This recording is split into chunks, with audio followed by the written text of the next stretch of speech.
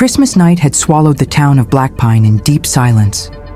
Snow covered the streets like a burial sheet. Emma was alone in her grandmother's abandoned house, a place people avoided after dark. The fireplace was cold, the clock ticked loudly, and the Christmas tree lights flickered without reason. At exactly 12 nows a.m., a soft carol floated through the air. Silent night, holy night. Emma froze. The sound came from outside her bedroom window on the second floor. No footsteps marked the snow below.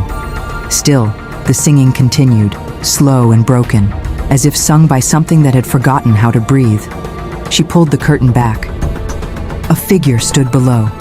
Tall, thin, wearing a dirty Santa suit soaked in black stains. Its face was wrong.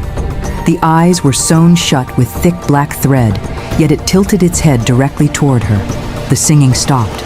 A knock echoed, not from the door, but from inside the wall behind her.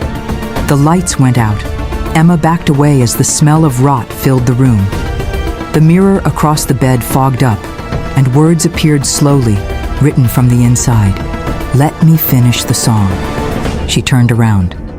The Santa stood inches away. Its stitched eyes burst open, pouring blood down its cheeks. Its jaw stretched unnaturally wide as it whispered the final line of the carol. Emma screamed. The next morning, police found the house empty. No signs of struggle, no body, only a Christmas tree still glowing. And beneath it, a single gift addressed to the next listener. Story 2, Mile 13 Never Lets You Leave. Mark hated driving on Christmas Eve, especially alone. Snowstorm warnings flashed on the radio as his car entered an empty highway. Miles passed with no lights, no houses, only trees twisting like skeletal arms. His GPS suddenly glitched. "You have arrived at mile 13. The engine died." Mark slammed the steering wheel, panic rising. That's when he saw them. 3 children standing on the roadside. They wore old Christmas sweaters, burned and torn. Their skin looked melted, like wax left too close to fire. "Can we come in?" they asked in perfect unison. Against every instinct, Mark unlocked the door.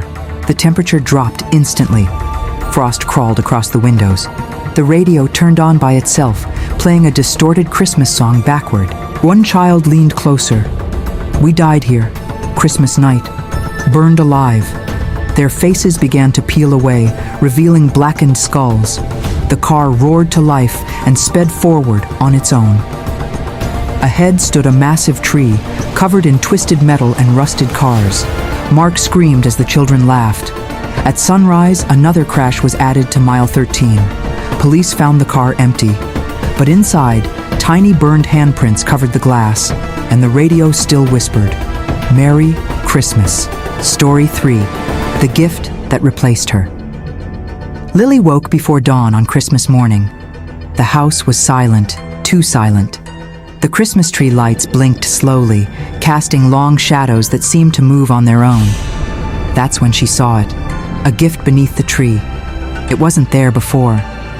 The wrapping paper was black, wet, and warm to the touch, as if it were breathing. Her name was written in dark red ink that smelled like blood. Hands shaking, Lily opened it. Inside was a doll. The doll looked exactly like her. Same hair, same pajamas, same scar on her chin. Its eyes snapped open. The room went dark. A whisper slid into her ear, cold and close. "You were never supposed to wake up." Lily turned toward the hallway. Her parents stood there, smiling, but their mouths were stitched shut.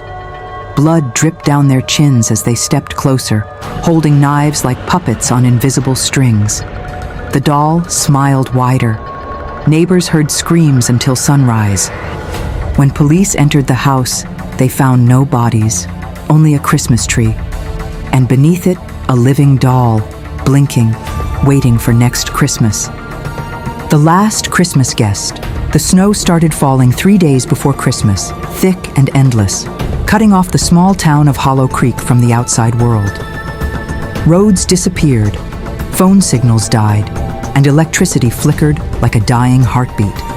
For the people trapped there, Christmas became a waiting game, waiting for help, warmth, or survival. Sarah lived alone at the edge of town in her late father's house. He had warned her once years ago never to celebrate Christmas after midnight. She laughed then. Now, sitting by the dim glow of a candle, she remembered his words. At 11:59 p.m., the house creaked. At 12 a.m., the doorbell rang. Sarah froze. No one could reach her house through the snow. Still, the bell rang again, slow, patient, deliberate. She grabbed a flashlight and opened the door a crack. A woman stood outside, pale, smiling, dressed in an old-fashioned red coat dusted with snow that never melted. "I'm lost," the woman said softly. "May I come in? It's Christmas." Something about her voice felt wrong, too calm, too empty. Sarah hesitated, but the cold air pushed her guilt forward. She opened the door. The temperature inside the house dropped instantly. The candle flame turned blue. The woman stepped inside, leaving wet footprints that slowly filled with dark red liquid. They sat across from each other. The stranger never blinked. "Do you live alone?" she asked. "Yes," Sarah whispered. The woman smiled wider. "Good. They taste better that way." The lights went out. From the walls came scratching sounds, dozens of fingernails dragging across wood. Whispers filled the air, overlapping voices chanting Christmas carols in broken tones. Sarah ran upstairs, heart pounding. The hallway stretched longer than it should have. Doors appeared where none existed before. Every mirror reflected the stranger standing behind her. Even when Sarah turned and found nothing there, she locked herself in her bedroom. "Knock, knock, knock. Open the door," the woman sang. "I brought gifts." The knocking turned into pounding. Cracks spread across the door like veins. Black liquid seeped through the wood. Sarah screamed as the door burst open. But no one was there. Only a Christmas tree stood in the center of the room, decorated with ornaments made from human teeth, fingers, and eyes. Beneath it lay dozens of wrapped gifts, each tagged with a name. Every name belonged to someone from Hollow Creek. Her name was the last one. The woman appeared behind her, breath cold against Sarah's neck. "You see," she whispered, "I come every Christmas when people invite me in." The floor collapsed beneath Sarah. She fell into darkness. The storm ended 2 days later. Rescue teams entered Hollow Creek and found the town abandoned. Houses stood intact, tables set for Christmas dinners that were never eaten. Sarah's house, they found a single Christmas tree. Under it sat one unopened gift. Inside was a note, written in dried blood. "Thank you for the invitation. See you next Christmas."